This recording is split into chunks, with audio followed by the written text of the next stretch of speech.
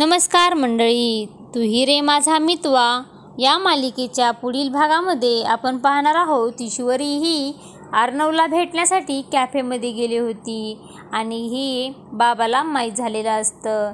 ईश्वरीचे बाबा सर्वांच्या समोर अतिशय ईश्वरीवर रागवत असतात. त्यानंतर आपण पाहतो नम्रता ही ईश्वरीला बोलते, ईश्वरी तू अर्णव सराला भेटायला गेली होतीस हे फक्त आणि फक्त मला एकटीलाच माहिती होतं. मग बाबांना हे कसं काय समजलं तू अर्णव सराला भेटायला गेली होतीस ते? तुमच्या दोघांवर कोणीतरी नजर ठेवून आहे आणि हे कोणी केलं असावे असं ते दोघेही विचार करू लागतात. तर इकडे आपण पाहतो अर्णव हा घर सोडून गेलेला असतो. तेव्हा आजीही घरातील सर्वजण अतिशय चिंतेमध्ये पडलेले असतात.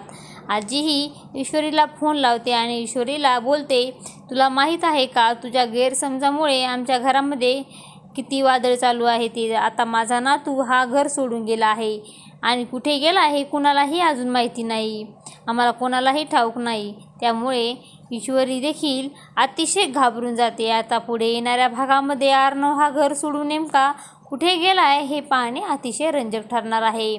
तू ही रे माझा मितवा या मालिकेचे सर्व अपडेट पाहण्यासाठी आपल्या चॅनलला लाईक करा, शेअर करा आणि सबस्क्राईब करायला विसरू नका. धन्यवाद.